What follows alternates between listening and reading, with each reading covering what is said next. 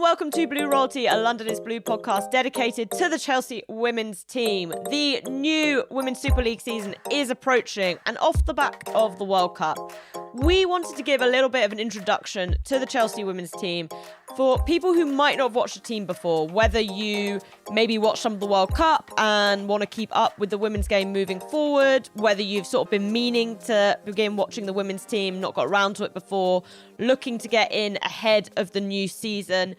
We wanted to use this episode to give you a little bit of background on the team so you are prepped and ready to go when that first game of the season rolls around.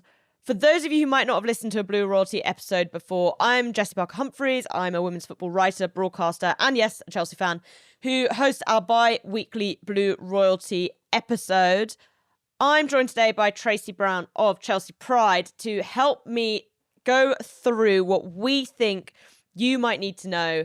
Tracy, for people who might not know you, I don't know how they'll have missed you, but give everyone a little bit of an introduction of yourself. So everyone, Tracy Brown, what can I say? Nickname, which is something that I've now adopted, is Smurfy. I'm sure I support a blue team. It's now stuck. Even members of staff at Chelsea are calling me it now. So if you see me, I have strangers walk up to me say, "Hi Smurfy," which is slightly weird. I'm the chair of Chelsea Pride. We've been going for nearly 7 years. It's seventh birthday later this year, and yes, it's a lot of work supporting Chelsea Football Club and doing stuff for them, but very proudly. I'm also sit on our FAB, which is our fan advisory board at Chelsea Football Club, so I bring a lot of work for the EDI community and everything to the board. I also scream very loudly for our women's team at the boardroom. I'm that one who sits there and goes, "But the women!" Constantly. And I will continue to do that for all of us fans and the players and management at Chelsea Women. So yes, great to be here. Season is upon us and go again. Yeah, it's a bit of a weird one because it's kind of to do with the World Cup, but everyone else in Europe goes back a lot earlier than us. So we've got about a month still, actually, until the girls kick off proper. But I think in terms of why Chelsea women are a lot of fun, I definitely feel like they are a team that more than stand up just on their own, regardless of the affiliation with club. But I think especially at the moment, Tracy, when we look at the men's side and some of the churn that we've seen, for better and for worse, I think it's fair to say, something that I think is really attractive about the Chelsea women's side is that we've got lots of long-serving players, a really long-serving manager, lots of stability, lots of excitement, but also constantly looking to move forward. Yeah, I think that pretty much hits the nail on the head, really. I think, yes, we've had a lot of, on the back of the men's season last year, which is the season to be absolutely forgotten, there has been a lot happening around the men's team, and a vast amount of money has been spent on redeveloping that. And that's, I think, in the long run, redeveloping it for the future. With our women, we're also doing that as well. We do have our core players. I can list some amazing players we have. And we're looking to build a fantastic new structure around them. We are an exciting team. We're 4-time champions in a row. That's never going to get old saying it, to be fair. But we've still got places we want to be, things we want to do, records we want to break, and a Champions League that we want to win. So we are bringing in players we know can strengthen that core group we have, but we have lost some talent as well, who've left us, which is always a shame, in Magda and Pernille, who are two people that, from Chelsea Pride perspective, are awful to lose because they're phenomenal for our community. But we grow, we continue, and we strengthen. And I think we definitely have strengthened ahead of the season. Yeah, Chelsea definitely going into a bit of a new era, particularly with the departure of Magda Eriksson, who was Chelsea's long-time club captain. We'll talk a little bit about where the squad is at now a bit later in the episode, but just for a quick bit of historical background, Chelsea Women were founded in the 90s, at the time they were Chelsea Ladies, by Tony Farmer. They had I feel like quite an interesting journey to where they got. There's obviously been playing sort of they've been playing for a long time, but it wasn't really, I think it's fair to say, Tracy, until the arrival of Emma Hayes that things really, really got going. There was sort of an FA Cup final with Matt Beard before Hayes arrived. Matt Beard currently at WSL manager at Liverpool, so familiar to people who regularly watch WSL. But it really feels like this current era of Chelsea is intrinsically linked to Emma Hayes' arrival at the club in 2012. Talk to us a bit about Emma, for anyone who doesn't know her. I mean, again, someone who I think is very familiar to any football fan at this point in time. But just give us a bit of background on Emma and her time at the club. Wow, where do you start when it comes to a legend? Look, I think, you look at Emma Hayes and, if you just pick up, go on Google, have a look at Emma Hayes through the years, you'll mostly see her get more stressed. But, this is a person who has a connection, unfortunately, to Arsenal, which we'll quickly skip over. But, then decided, go to the better part of London and become our manager. And in that time, and it feels like it's been a very long time, has built, it almost seems, a rock of a team, and is almost unforgiving in the way that she does that. And you only have to find that out by watching a little series that was done around the club and look at the way Emma Hayes manages the team. I do suggest go on and find that, watch it. You will be surprised at a manager that swears just so much. And that's one thing you really will learn about Emma Hayes as you start following Chelsea if you're at the beginning of your journey. This is a powerhouse person who, leads the way within women's football. I believe what she brings to the game is phenomenal. She's all very much around teaching people as well, and I think that's really good about her management style. Any women that want to come into the game, she's absolutely full of knowledge and is always willing to share that knowledge. But bigger still, as much as she's done phenomenal things for Chelsea, as in football as a whole, she's doing amazing things as well. The amount of men that absolutely admire Emma Hayes who don't follow women's football is incredible in itself. Her punditry is second to none, better than most people out there. Literally, I'd have Emma Hayes on everything personally. Doesn't matter what channel, just get her commentating. Her knowledge on the game is second to none. I mean, really, she's amazing. She's amazing. She's amazing. And she's more amazing. And we could never lose her. She needs a life contract with Chelsea, but she has built us from the ground up. And we are where we are today because she's almost unforgiving in what she does. And she wants the best. She strives for the best. She's a serial winner, and she builds serial winners within the squad. She'll take a player and give them time. She will not rush a player into a team. She will make sure that they are ready. When we're all screaming for a player to even come on, she will still not do what we want her to until she feels they are ready. And when she does that, she does bring out the best in players. We'll go into players later on, obviously, in the podcast, but there's a couple of players that really, really, I think, showed up last year that had slowly, I personally think, been integrated into the team. And she gets the very best out of players. I'm going to mention her now. Guru, which is one of my favourite players, has grown from strength to strength, as everyone has under Emma Hayes. And why would you want to go and play anywhere else? Yeah, I think that's a fantastic summary. I think Hayes is a fantastic example of how a manager can develop if they're given the time and opportunity to really bed themselves into the club.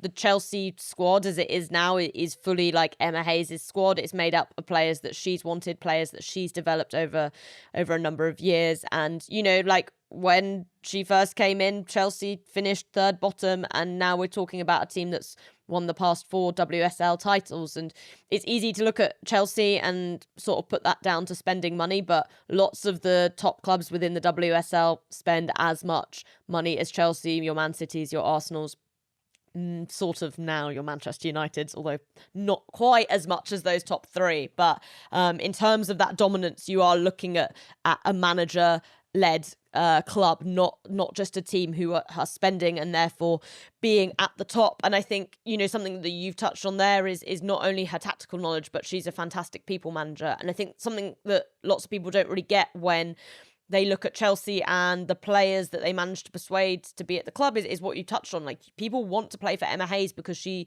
improves them as players, because she challenges them. And, sometimes players are happy to maybe have less minutes than they would get at other clubs because they become better players as a result. And I also think something that's very overlooked about her is that she's an incredibly fair manager. When we're talking about players getting minutes or not getting minutes, it's often based on what they deserve, to be honest.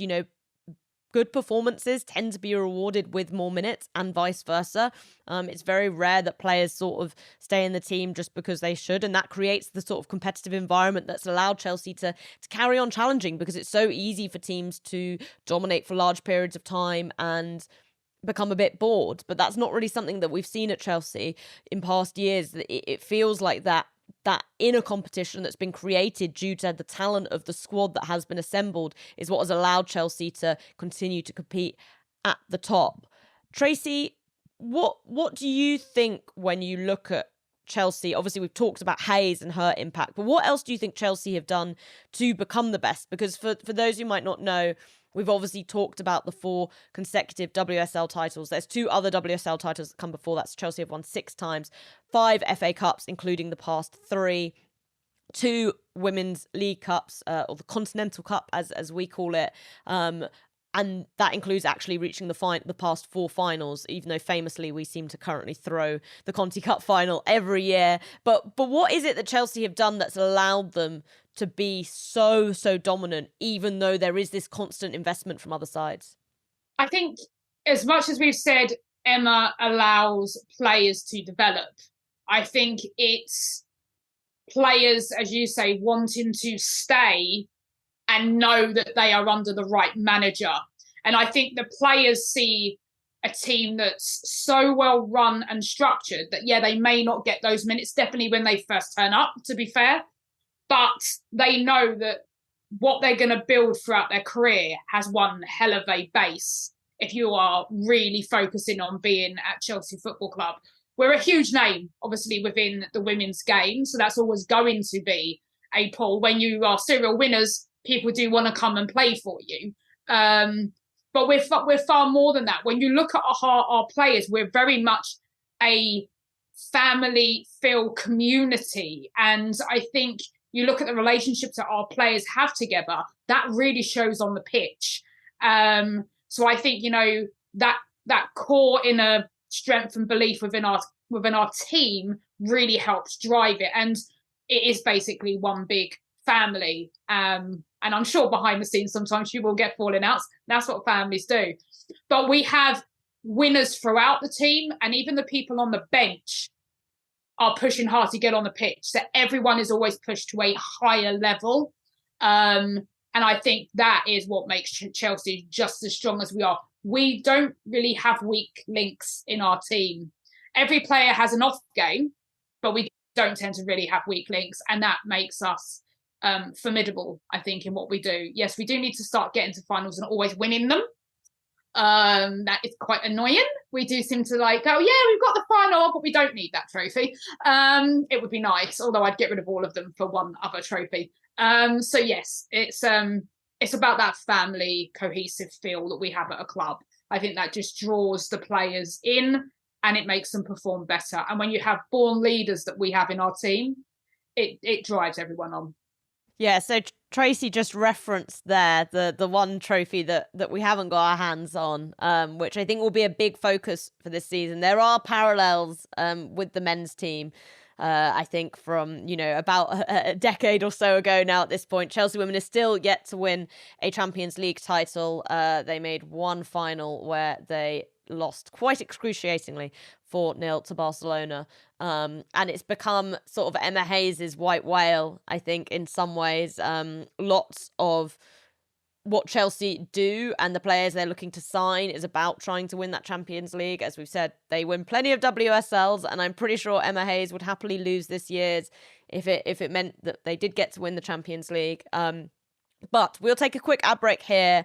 And when we come back, we'll talk about the team as it is now, discuss a bit more, why there is that Champions League focus, and look ahead to this season and whether maybe they can do it. So, Tracy, as we look at Chelsea women as they are now, going into this 2023-24 season, there are a ton of big names in this team. Sam Kerr, obviously, Aussie captain, who, pretty much you couldn't move for her at the World Cup, despite the fact she barely played, scored that incredible goal against England in the semi-final against two of her Chelsea teammates in England captain Millie Bright and Jess Carter. You've got players like Fran Kirby, who we didn't see at the World Cup, obviously, because she had injury. You've mentioned Guro Reiten, our Norwegian left-wing maestro.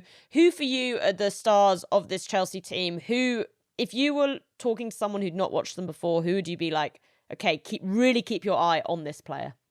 I'm going to say Fran Kirby. If you do follow Chelsea online, you would see that she is fully fit, back in training, and has made a reference herself to say this is the first time she's had a pre-season like this. She's feeling strong. And if we have Fran Kirby fit and able to go, I think she's definitely going to be someone to watch. We already know the standard of football that Fran Kirby can bring to us.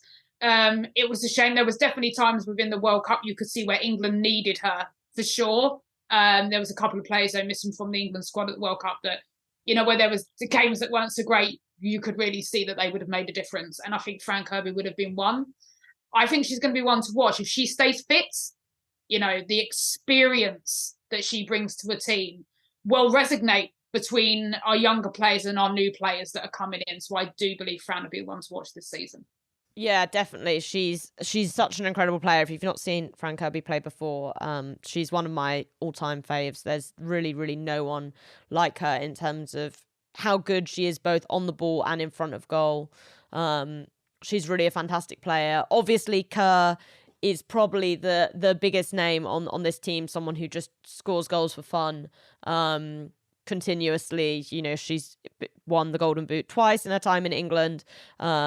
Didn't score as many in the WSL last year, but sort of matched her total across all competitions. Just someone you can really expect to show up, and as we saw at the World Cup, and as we've seen multiple times at Chelsea, scores some absolutely fantastic goals. A real clutch player. If you're looking for a goal, she is normally the one who manages to pull it out the bag. Tracy, one kind of interesting aspect of this going into the season, which we touched on at the top of the episode, is that Magda Eriksson has left, and we don't really have a leadership void, because I think there's lots of players who are leaders within this team. We have a lot of leaders. Chelsea have 4 people right now that you could give the captaincy to, literally, off the bat. 4 people. There's a lot of international captains as well within this squad. Obviously, Sam, Millie, Maren Mjelde, someone who captains Norway too. What direction do you think sort of Chelsea will go in terms of looking at club captain? This is another interesting parallel, I guess, on the men's side, obviously with Azpilicueta departing and Reece James being given the captaincy. Do you think that's something, a direction Emma Hayes will want to go in, maybe looking for someone younger who's going to have the opportunity to grow into that role? I think, and I know a lot of Chelsea fans who would say this, it should be going to Millie Bright. I think I do get the aspect of going younger. I mean, to be quite honest, you could go Millie Bright, Maren Mjelde, Erin Cuthbert, Sophie Ingle. I mean, these are the real core experience of our team. You could go to any one of those as captain. A Guro Reiten would be a great captain, just because of what Guro can do. I'm never going to guess. You'll hear this a lot from me throughout the season whenever I do any podcast. I'm never going to want to guess what Emma Hayes does, ever. It's always going to be the absolute opposite to what I say. We could go younger, but I've got a feeling I would be amazed if it isn't Millie Bright, unfortunately. I mean, for me, it's fortunate she's amazing. But do we go younger? I don't know how Emma Hayes is going to go. I really don't. I do like what they did with the men's team, though. I think giving it to Reece James was phenomenal, I have to say. I just think we're going to just mention that. I do think that was a great call. With our women, we've got a lot of leaders and a lot of international captains. You're right. I mean, a lot of people may scream for Sam Kerr to have it. I mean, there really is. There's an abundance of players we have in our team that could easily captain us. I mean, you could move that captaincy around. I mean, I don't know. I have no idea how Emma's going to play this, but if I was to put money down, I'd say Millie. I think I agree with you. I think I'd be there too. But as you've said, there are plenty of players who have been leaders within this team and will continue to be leaders. I feel like Millie is very much a natural choice, especially with her experience captaining England at this World Cup. And she's also, been captain on the pitch for Chelsea plenty of times, obviously, but vice captain under Magda Eriksson anyway.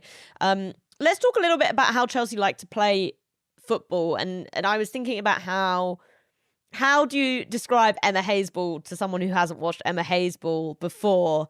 The diplomatic word I'm going to come up with for this one is pragmatic. Do you think that's a fair description of how Emma Hayes likes to play football? I would say, I would say yes. Yeah, it's really hard to describe at times how Emma Hayes really likes to play football. But I think that works. I think you've nailed it, to be fair. I do. Yeah, I think if we look at sort of how Chelsea have developed, I think one of the key things that Emma prioritizes is she doesn't like to stand still. At points, that definitely leads to strange starts to the season. I think Chelsea are on a run whereby we haven't won our opening WSL game that for the past needs to change. 2 years. That needs to change. Especially because we start against Spurs. So it does need to change. Yeah. Yes, but, in the past, we've seen her play sort of 4-4-2s, 4-2-3-1s, 3-4-3s, 3-5-2s. You name a formation, Emma Hayes has played it. She's a very big believer that formations are basically rubbish, and it's all about giving, players roles on the pitch. That being said, obviously, there does tend to be a formation that she sort of lands on for the season as the season goes on. It'll be interesting to see what she plumps with this year. I think also the other thing about Hayes is that she's someone, and this is where pragmatic came from, but she's someone who prioritizes winning. She's not going to be someone who prioritizes a way of playing football over that ultimate outcome of winning, which means that sometimes if you watch Chelsea, it is horrible. Like they will play ugly football. They will play ugly football. Yes. They are not afraid to sit back, to just play on the counter, to try and soak up pressure, but they also have the ability, and sometimes this is what people find frustrating about them, they do have the ability to play very, very good football. At points, they've been very high-pressing teams. Sometimes, for example, last year, they actually sort of got rid of that, sat in a mid-block for a lot of the season. So to that extent, they are an incredibly interesting team to watch, because you really don't know what you're going to get. I think oftentimes people see this and assume that it means Emma Hayes is a tactically unsophisticated manager. I would suggest the opposite. I think she's not wedded to an ideology because she prioritizes winning, but that doesn't mean that she doesn't know what she's doing. It's just that sometimes she, will look, I think, at players she's got available to her and go down a path which is not the most pretty way of playing football. It'll be very interesting, I think, to see how that maybe changes this year, if it does change, because I think this is the first season in a long, long time whereby squad-wise, there really aren't any excuses in terms of the players she's been able to bring in terms of strengthening positions that have needed strengthening, in terms of, touch wood, going into the season pretty much with everyone fit, aside from really Katerina Macario, who one of Chelsea's big summer signings, but they knew was still recovering from an ACL. But it's not a situation like, for example, last season. We spent the whole sort of summer preparing to play a 4-2-3-1, which really prioritised Pernille Harder as the 10, and she pinked her hamstring, and we barely saw her all season before she promptly fucked off to Bayern Munich. So that hopefully we're not going to see something like that this season. Hopefully we will sort of get this proper pre-season that allows the team to really bed into the way Emma Hayes wants to play, but that will be something interesting to keep an eye on. Before we look ahead to the new season, Tracy, I just want to hear from you a bit about where Chelsea play and Kingsmeadow, and the importance that Kingsmeadow holds for the Chelsea women's team it's interesting because obviously this season we're going to see more games than ever before at Stamford Bridge. This is a very common thing across women's football. Lots of teams are moving more and more of their games to bigger stadiums. That's because of increased demand. That's also because of increased technological requirements, such as, for example, VAR. Kingsmeadow is not a ground that is set up to be able to do that, and you have to have that in the Champions League. But I think Kingsmeadow is still very important in terms of, the history of Chelsea and the present of Chelsea women. Yeah, I think it's our core. I think there's that, you have that little place where you just love going that feels like home. And actually, Kingsmeadow is home. It's almost a bit intimidating because it's that small, you're right on the pitch. And I think that definitely breeds a great atmosphere. Definitely when we have the place full, it's rocking, and it will lift the team when we are having those games where we are sort of puddling along and it's not going so well and we're playing ugly football. It's normally that crowd that lift us. It is our home. Yes, we are going to be playing more games at Stamford Bridge. As the team grows and as the women's game grows in this country, you just said it there, we are going to see that massively change. But for us as fans, for a lot of people, and I go to both men's and women's, it's difficult for me, but for a lot of people who only follow the women's game, they don't have a connection to Stamford Bridge yet. It's just a big stadium where the men play, where Kingsmeadow is our heart, it's our home. It's that place you look forward to going to. So if you're new, you'll definitely feel that, I think, when you're at Kingsmeadow. Do you have your core group within the West Stand who tend to be very loud at times? I can say I'm one of those. And, it's just a fun-filled family environment. Obviously, yes, we're going to be playing more games at Stamford Bridge. From that point, we need to build that atmosphere. This is new, and as we play them more, hopefully, as time progresses, we will feel like we're connected to Stamford Bridge as well. I know Emma Hayes wants that. She wants to have more games at Stamford Bridge, and she believes the players themselves deserve a bigger crowd and sellouts of big stadium. And a lot of our girls are very much used to that because they play within the international setup. So, yes, we have to be there for Champions League. VAR is important in the Champions League. So we have to be there. Although if you look back, and you're new to this, you look back to last season, we had a couple of phenomenal European games at Stamford Bridge. So we wouldn't mind seeing more of those, maybe not so on the edge, and maybe just win it easier. To be fair, I don't need my heart pounding out my chest every time I watch Chelsea. But there is a big development now going on as the team grows, where we play grows. And I don't think we're at the point yet where we're selling out Kingsmeadow week in, week out. So we have to move fully to a bigger stadium. But as the game grows, we will eventually, sell out Kingsmeadow all the time, and it won't be feasible to play there. I love the ground. I think it's our home. It's the women's actual base, along with our academy team.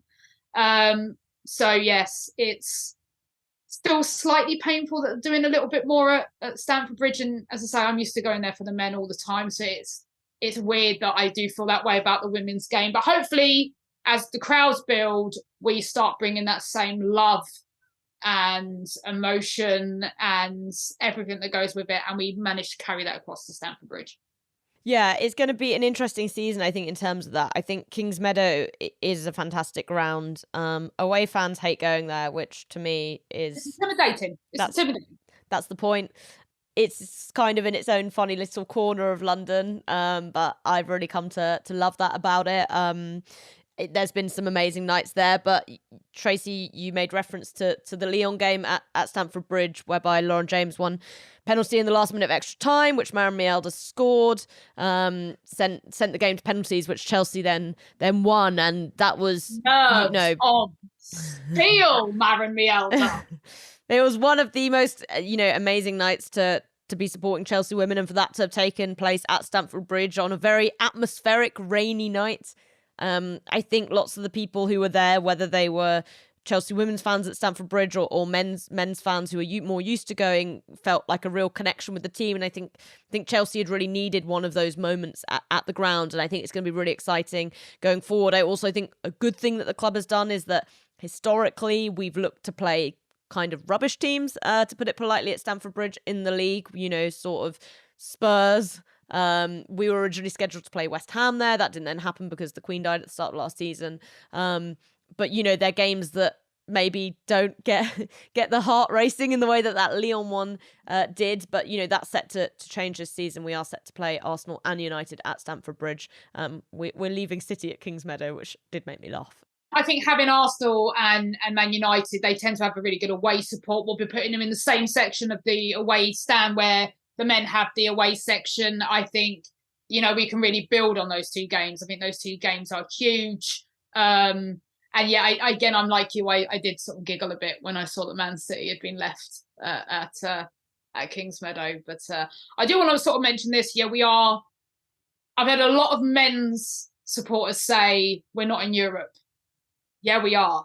It may not be the men's team, but the women's team are. There is absolutely no excuse to anyone listening, if there's men listening, that you don't help fill that stadium out, because there will still be European football at Chelsea this season. So there's no reason why we can't fill Stamford Bridge for every single European night. Yeah, 100%. The European nights are going to be really exciting. And so let's get on to talking a bit about this season and what we can expect this season. We'll take another quick ad break here and be back after this. So when we look at this season, Tracy, I think the biggest excitement going into it has been the transfer window. And Chelsea women are a team who like big transfers. Have broken transfer records in the past. That is part of club DNA, apparently, smashing transfer records, although it's a bit cheaper to do that on the women's side than it is on the men's. But normally that's looked like a couple of players here and there. Some of the big signings that we've sort of seen over the past couple of years, you think of Sam Kerr, Pernilla Harder, Kadisha Buchanan, they've all sort of come in separate windows. But this has been a really big window, both in terms of sort of big names and strengthening in other positions. So we've had Ashley Lawrence come in on a free from PSG, Katerina Macario, who I made reference to earlier, very exciting US attacking player who's come in on a free from Lyon. We've had Sjoeke Nusken, who's a very, very exciting young defensive midfield player who came in, who we bought from Eintracht Frankfurt. What do you think this sort of transfer window represents in the development of this team? And do you think there's extra pressure on Chelsea this season as a result of how big the transfer window's been, especially when we compare it to sort of what Arsenal and City and United have done this year? I think we've always got a lot of internal pressure on ourselves anyway. I mean, to be quite honest, when you do win everything back to back to back to back, people just presume you are going to keep doing that and that standard will never drop. And the fans that come in expect wins. They expect trophies. And as our team grows, that pressure grows with it, I think. And we have brought in some phenomenal players. And I think there's a reason for that. And I think solely that major reason is the Champions League. It's that one that just keeps getting away from us. And I would forego any other trophy this season if we could actually just pick that trophy up. We have a lot of talent now. I'm really looking forward to seeing Kat when she's fully fit. You bring in a player who's had an injury, we know that she's not going to be fit straight away, but knowing how good she's going to be, it is going to be phenomenal. I think we have an abundance of talent now at Chelsea, and there is absolutely no excuses for us. I still truly believe, and I'm not just saying this because I'm a Chelsea fan, we have the strongest team in the league, bar none. There's no excuse. Yeah, I think that is true. I just think in terms of depth as much as anything. And I think what's also been really interesting and is exciting is seeing how this team is sort of regenerated. And so one of the signings that I didn't mention, the most expensive signing actually was Mia Fischel, came in from Tigres, a very highly rated American striker. She is presumably going to be back up to Sam Kerr, with one eye on the fact that Sam Kerr isn't going to play for Chelsea forever. Equally, Lauren James, we obviously saw win Young Player of the Year for last season at the PFAs the other night. We saw her shine and not shine at the World Cup, as the case may be. But That's something that's really exciting about this team as well, Tracy, isn't it? It's like there are lots of very good players coming through, but you're also going to get the chance to watch some of the most exciting players of the future come through as well. Emma Hayes likes to overlap her players. There is that, you've got that core experienced person up front, and then there'll be the person who's going to be coming in behind them, and then that person still is going to be coming in behind them. And we do play a lot of football across all competitions. There is always going to be time for people to shine. Touch wood, we don't have an injury-ridden season. God, let's just say that now. And we do have a friendly on Sunday night, which will be very interesting. So, yeah, we have a great depth, you said it there, in our squad. And, you know, it will be interesting to see what our forward line does look like. It'll be interesting to see how fit Sam truly is on the back of the World Cup. And how, you know, when everyone's back fully within training. We do have some time. This friendly game is the only friendly game we have. Other games are going on behind closed doors. So it'll be just a time for the girls to embed together, work together, and start the season with a win. Because I do not want what happened last year. That was absolutely ridiculous. It's like we forgot to travel to Liverpool and we stayed in London. We can't do that again. And obviously it's a London derby to start the season off. And who are we going to be facing but our own once a blue, always a blue, Bethany, England. So she can have a really quiet game at Stamford Bridge. That would be nice.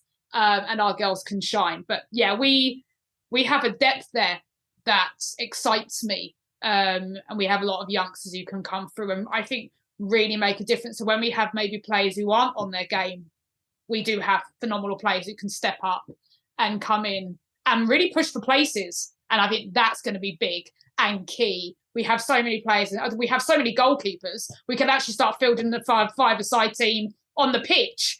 It's just going to be interesting. Yeah, definitely. I think there's going to be potentially a lot of change throughout this season, and it'll be really interesting to see sort of where Emma Hayes settles and what this team looks like. We've talked about it throughout this episode, but Chelsea are going for a 5th consecutive WSL title, but realistically, I think the priority will be the Champions League. As you've already said, Tracy, if you want to watch Chelsea play European football, this is the team you're going to need to watch this season. Why do you think Chelsea have taken so long to do well in the Champions League? I think it's fair to say there have been ups and downs for the club. I think sometimes the popular view from outside is that Chelsea are rubbish at the Champions League. I don't think that's necessarily true. I think it's just sometimes they're okay and sometimes they're rubbish. And the rubbish seasons kind of seem to be held longer in the memory than the good seasons. I personally feel like last year was a very good season in the Champions League. And we were maybe not unlucky, but we put ourselves in a position to make the final. We lost in the semi-finals to Barcelona, who are by far and away the best team in European football, in my opinion. What do you make of Chelsea's chances this year, and how much does it involve thinking whether it is possible to beat Barcelona? I think we're most probably, if you look at our list of players, I think we're in the strongest place we've ever been. If you look at the players, you don't take anything, you just look at the name and the quality of players we have. I think we're in the best position we've ever been in. Yes, we play one of two ways in Europe. We play really, really well, or we really, really don't. And it is funny how people tend to hang on our don'ts. And normally they're Arsenal fans, really, who really like to rub it in quite a bit. I'm just going to put that out there now because, you know, they can't win the league. So, yeah, I think, you know, this is the best time than ever. Yeah, let's look at Barca. We lost the game at ours. We didn't lose it in Barcelona. Yes, I was at that game in Barcelona. It was a phenomenal atmosphere. It really was. And we went there and they didn't beat us. And Jessie Fleming had the game of her life in that game. And if everyone had the game of their lives, we could have actually won in Barcelona. And we were better and we're getting better. And I think with this squad, we really do have a squad that can take it to another level. I agree, Barcelona are a formidable team. They really are. And the youth that's coming through within Spain, within the women's game, is phenomenal. But you know what? We have some great class ourselves in this country, and a lot of it sits within our team. Most of it sits within our team. I think this is now where we step up. This is where Emma goes, right, this is it. You've all been brought in. This is your job. This is your focus. We know we can win the league again and again and again. We've done it. We continuously do it. But we've done that. Let's go for what we haven't done. And I do believe that core focus this year. Although Emma would say we want to win it all, I think us diehard Chelsea fans will be like, yes, not all of that. We'll just I'm booking my flight right now to Spain. Let's just take that Champions League trophy. Yeah, the final of the Champions League is in Bilbao this year. It's a bit of a different... the group stage is a bit later than it normally is. So Chelsea don't have to go through qualifying because they won the WSL and thankfully Barcelona won the Champions League, so they get an automatic spot. I can't be bothered to explain to you why that is. Just believe me, that it is. So you will see Arsenal and Manchester United are going to be going through qualifying over the next couple of months. Chelsea don't need to do that. So the draw for the group stage is on the 20th of October. And the group stage itself runs from middle of November to the end of January. And then from then on, it's not a guarantee because Chelsea have shown they can get knocked out of the group stages. But quarterfinals will be taking place from March. And hopefully we will get to see Chelsea play in them. So I think that pretty much wraps us up in terms of what you need to know. I hope we've given you a good grounding in the club if you have not watched them before, or have only watched them a little bit before. In terms of being able to watch them, whether live or on television, we've touched on that there's games at Stamford Bridge this season. You can get various different season ticket packages, whether you want WSL games, so weekend games at the Bridge, or whether you want the Champions League games, so midweek games there. There's also season tickets still available, I believe, for the 7 WSL games that will be at Kings Meadow, if you're looking for more of that local, authentic Chelsea women's vibe. TV deals all over the world, games on Sky and the BBC if you're in the UK, FA Player, if you can get it to work. Normally, if there isn't a TV deal in place, you should be able to find Chelsea there. And of course, if you are looking to follow the women's team more closely this year, make sure you head over to the Blue Royalty podcast feed. We are dropping episodes there twice a week with everything from match reviews to tactical analysis to interviews. So you can subscribe to Blue Royalty wherever you get your podcast and keep up to date with the Chelsea women. Tracy, thank you for joining me. For helping me intro everyone to this wonderful team. Yours is a voice that I'm sure people will get to hear more over the season, whether it's on this podcast or because they've gone to Kings Meadow or Stamford Bridge and can just hear you. That tends to be the case. That could be the case, to be fair. People will see me around, that's for sure. It's always a pleasure.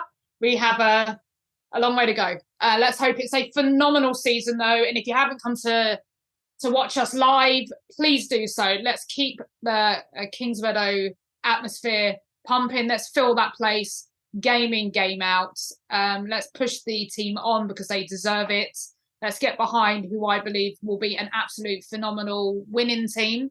And yes, there's nothing better than supporting Chelsea FC. Come on, seriously. There's no other team. One thing we can promise you is, just like the men, there is never a dull moment. So it's well worth your time across the season. We will be back next week as I do what might be, an audio description of the entirety of the Chelsea-Roma game, because I'm not sure if it's going to be streamed anywhere, but I will be there. So we will have a review of that match for you next week. But until then, Chelsea fans, you know what to do. Keep the blue flag flying high.